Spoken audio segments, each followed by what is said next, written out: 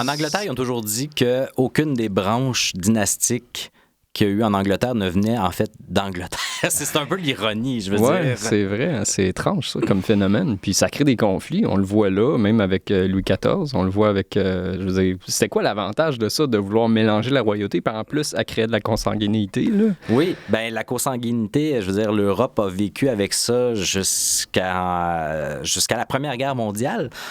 Tu sais, on parle beaucoup, je vais donner l'exemple russe. En Russie, il y avait le tsarevitch Alexis, le fils de Nicolas II, qui souffrait d'hémophilie. Et ça, en fait, c'est un legs de la reine Victoria, parce que Nicolas II descendait de par sa mère de la reine Victoria, et toutes les branches européennes dans la seconde moitié du 19e siècle, ont souffert d'hémophilie à certains degrés à cause de Victoria ou d'Albert. Je sais plus si la maladie est transmise par les hommes ou les femmes, mais l'Europe entière, à la fin du 19e et au début du 20e siècle, dans les têtes couronnées, a souffert d'hémophilie. Il faudrait regarder une photo de, justement, le tsar, puis de son cousin qui était dans la royauté en Angleterre. Ils se ressemblaient tellement, là. Là, parce que c'est trop drôle. On peut voir ici avec la photo entre c'est qui? Georges V et Nicolas II se ressemblaient comme deux gouttes d'eau parce que les deux descendaient de Victoria, en fait. Puis donc, comme tu mentionnes après, tu as Raspoutine qui est rentré dans l'histoire des Romanov. Parce qu'il y avait une influence sur la tsarine, parce qu'il avait soi-disant des pouvoirs de guérisseur.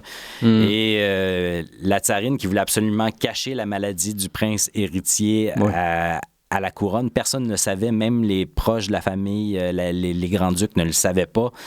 Et elle était complètement sous le joug de cet homme-là et tout ça. Hein. Charismatique et abusif, qui en a profité, puis ça a mal tourné pour eux autres. Oui, disons que la révolution a été assez brutale. Oui.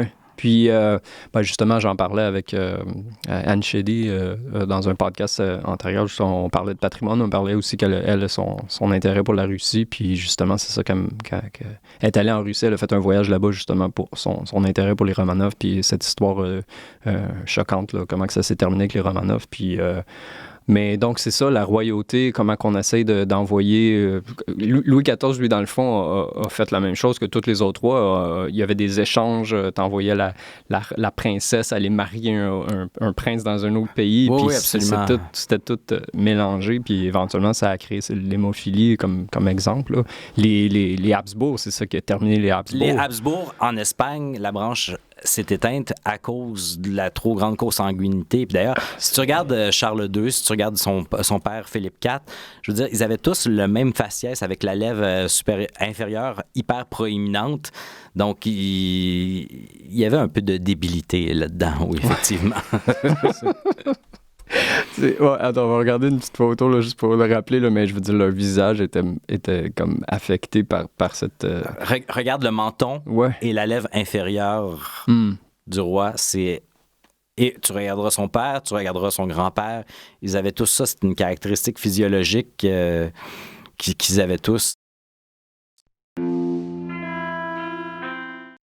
J'aimerais juste remercier les gens qui écoutent le podcast, qui partagent, qui likent, c'est très important pour les créateurs de contenu d'avoir des gens qui vont partager et liker les vidéos. Donc, allez, s'il vous plaît, faire subscribe ou abonner sur YouTube. Donc, allez liker la page Facebook de Eric Zone Podcast. Merci beaucoup.